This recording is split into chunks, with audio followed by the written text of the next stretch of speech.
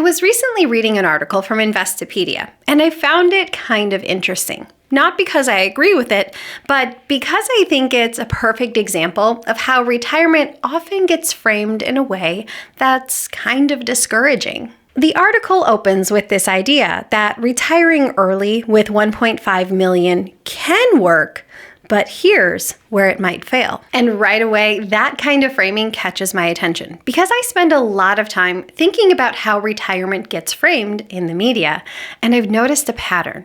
It seems like there's this subtle push to say, you haven't saved enough. No matter how much you've saved, you're behind. And that finish line keeps moving. And on my channel, I try to do the opposite. I want to show you what the data really says. I want to show you how people are actually making retirement work, not the most conservative, fear-based version. Hey guys, what's up? I'm Erin, and welcome back to the channel. So let's start with the key claims of the article.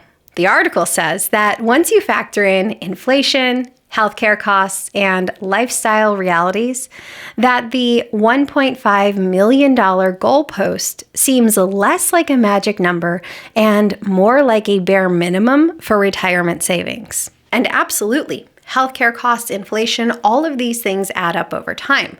The article goes further on to say, I talk to a lot of people who think 1.5 million is the finish line. In reality, it's more like a checkpoint. Now that's a powerful statement because what we're doing here is now taking $1.5 million and reframing it from something that feels successful to something that can make you feel like you're behind.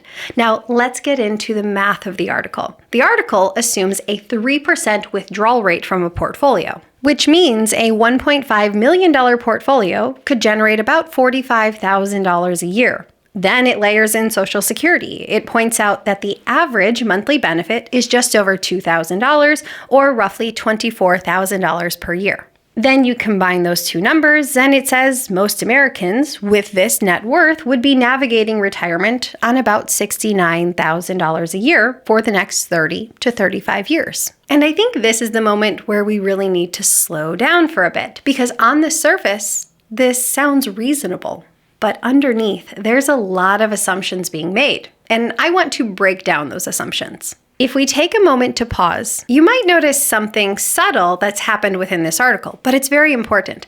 This article is accidentally blending two different retirement scenarios. On the one hand, they're talking about an early retirement, even talking about a retirement horizon that could span for 40 years or more. But on the other hand, they're also using Social Security benefits at full retirement age, about 67, and a standard retirement timeline. Those are not the same thing, because if we're talking about Social Security at full retirement age, we're not talking about an early retirement. We're talking about a traditional retirement, and that's very unlikely to last for 40 years. So instead of accepting this gray area as a model, I want to rebuild it. I'm going to assume the original intent of the article was an early retirement, because that's in the title. They mention a 40-year time horizon. They mention retiring in your 50s. So let's reframe this model. Let's look at an early retirement at the age of 55, a $1.5 million portfolio, and a transition into Social Security turning on at age 67. And with that, we can begin to ask, what does this actually look like in the real world?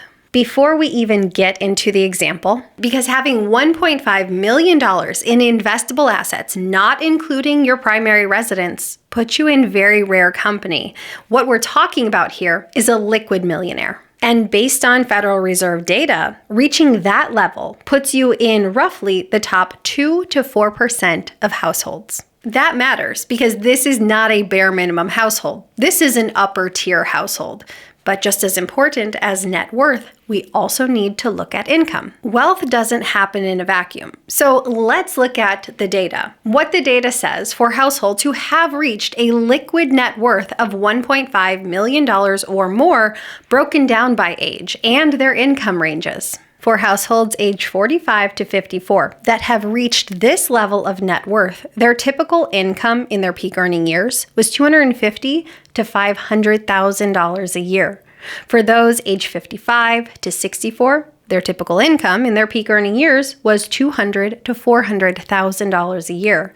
And for households age 65 plus who have reached this net worth status, their typical income was around $150,000 a year in their peak earning years. So while it's not a hard and fast rule that you have to have a six-figure income for a household to reach a net worth of $1.5 million, the data does show that the households who have most commonly reached this net worth status, liquid net worth, have spent several years or even decades in higher income brackets. And that has a direct impact on what happens next, because once this household reaches the age where they claim Social Security, it's unlikely that they're receiving the average Social Security benefit. So let's actually model this conservatively to build in a buffer. Let's assume that a household averaged $125,000 per year over their career. Now keep in mind, when I say that this is their average career earnings, their ending years may have been higher. Their beginning years may have been lower. So we're looking at the average earnings of the household over the course of an entire working career. We'll also say that those earnings were split between two individuals. One person was earning $75,000 a year and the other $50,000 a year. So at full retirement age, their Social Security would look like this. The $75,000 a year earner would get about $2,700 a month, or about $32,000 a year. The one making $50,000 a year would get just over $2,000 a month, or about $24,000 a year. So combined, this household would be bringing in about $56,700 per year from Social Security alone at full retirement age. And this is a really important moment because right away we see once they reach Social Security age, this household already has over $56,000 in guaranteed inflation-adjusted income before they even touch their portfolio. And yes, what I'm looking at here is a dual income earning household, and that absolutely matters. But even if you shift on over to a single earner, it's very unlikely that someone who was able to accumulate $1.5 million in liquid net worth by their mid-50s was earning about $50,000 a year. That's the amount it would take as average income over the course of a lifetime to earn the average benefit of about $2,000 a month. The data just doesn't support this. Now let's go back to the portfolio, because in the article they suggest a 3% withdrawal rate. And the problem with this is that's not a withdrawal rate that's supported by any of the retirement research. When we look at actual data, if we're looking at historical modeling using a fixed inflation-adjusted withdrawal for a longer 40-year time horizon, safe withdrawal rate is about 4.1%. If we use forward-looking Monte Carlo simulations, these tend to be more conservative. The safe withdrawal rate drops to 3.6%.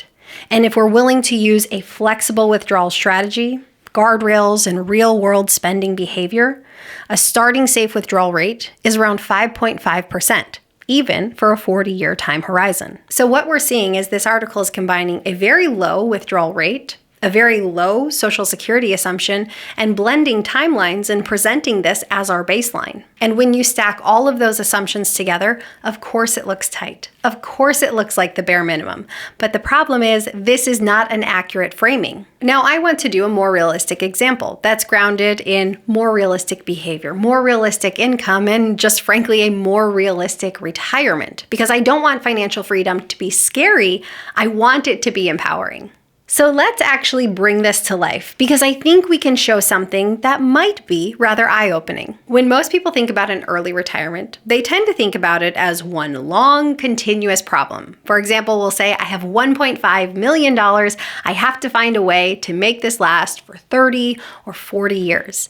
But that's not really what's happening. What I like to do is break retirement down into distinct phases. So let's say phase 1 is our bridge phase. This goes from age 55 to age 67.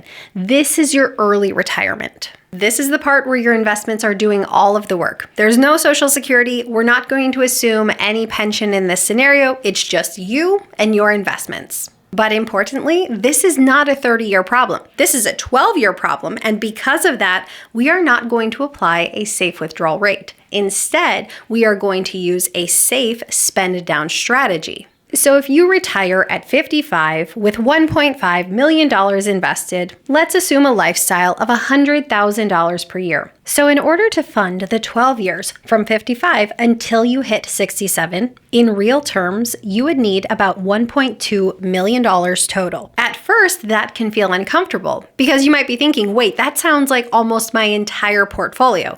But remember, you're not going to have your entire portfolio sitting in cash. Your portfolio is invested. Your portfolio is growing in the background. So to bucket one, the bridge, let's say we allocate $900,000. This bucket is designed to fund your lifestyle. It is designed to protect you from market volatility. It is designed to give you stability. So what it might actually look like is 2 to 4 years of cash, then a mixture of bonds or CDs and very minimal equities. The expected return on this bucket would be 4 to 6% nominal and 1.5 to 3% after inflation. Bucket number 2, this is the longevity portfolio. This is for our remaining $600,000. This money has a completely different job. This money is not being used to fund your next 12 years. Rather, this is the bucket that we will turn to once we turn 67, and it very well may have to fund 30 years or more. So this bucket stays invested for growth. There's higher equity exposure, and it's a real long-term focus. The expected return on this bucket is 6 to 8% nominal and 3.5 to 5% real. So not all dollars in the portfolio have the same job. Some need to fund that 12-year bridge. Others need to go into the pot that can last 30 years or potentially more. We don't want to treat all dollars as the same. So what happens during those first 12 years? You're withdrawing about $100,000 per year. Part of your money is coming from the bridge bucket, and part of your portfolio is still compounding in the background. So once you hit age 67, your portfolio isn't at zero. At that point, your portfolio might be $900,000 to maybe $1.2 million, depending on market returns. Then we have phase 2, age 67 and beyond. Now everything changes because Social Security turns on. From our earlier example, this household is receiving about $56,700 per year, guaranteed, inflation adjusted. So now your situation looks like this. Desired spending, $100,000 a year. Social Security bringing in $56,700. Remaining gap that the portfolio needs to cover, about $43,000. Now, and only now, do we introduce a safe withdrawal rate, because now we are solving for a lifetime income problem. This is also the point where a lot of people start asking different questions. Not just how much income do I have, but also how do I protect it? Because once you hit 60, healthcare decisions start to matter a lot. And this is where I want to mention a company that I partnered with called Chapter. Chapter is a Medicare advisory platform that helps you compare plans across every single major carrier, not just one company, so you can find coverage that actually fits your doctors, your prescriptions, and your long-term needs.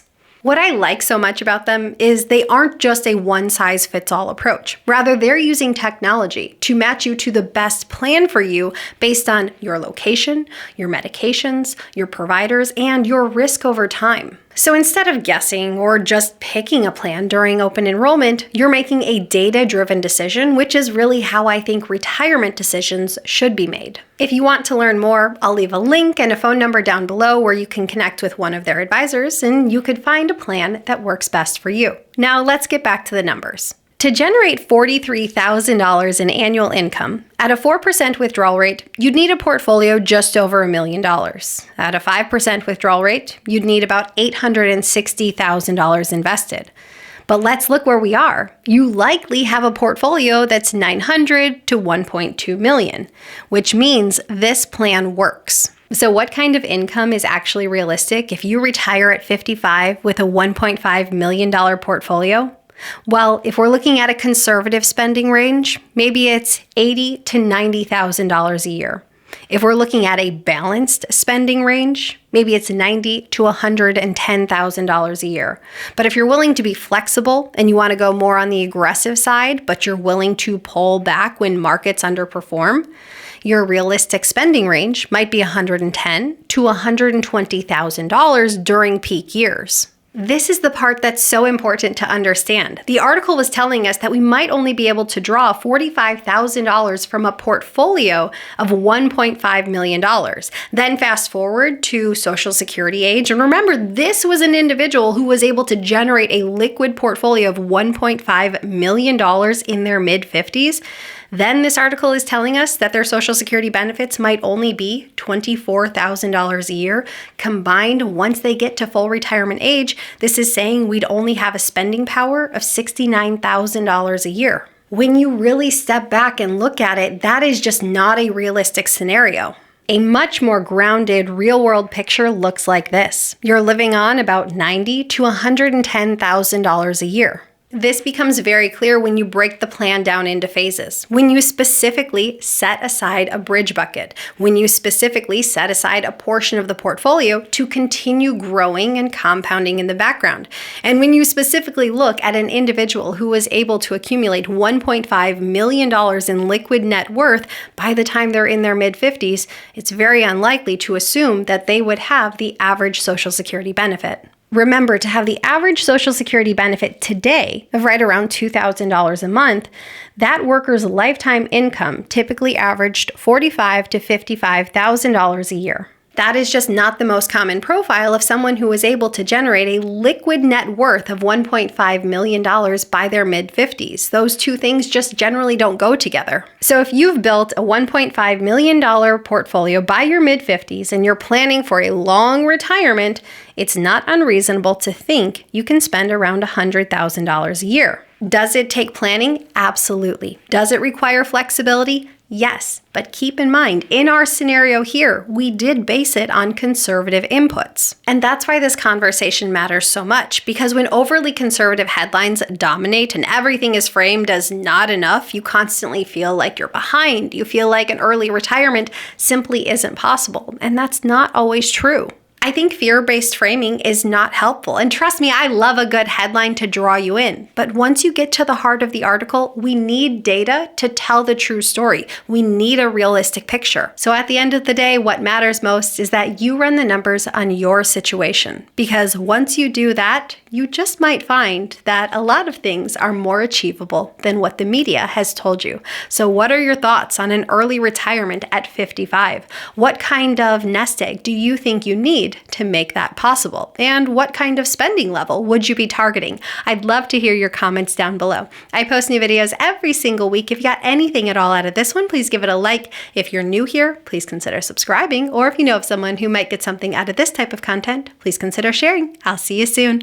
Bye. Hey guys, we're not supposed to start that way.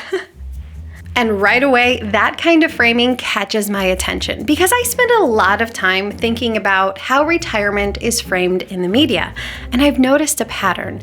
It often. So let's start with some of the key claims in the article. The article says that once you factor in inflation, healthcare, and lifestyle realities, that 1.5 million goalpost. I don't know.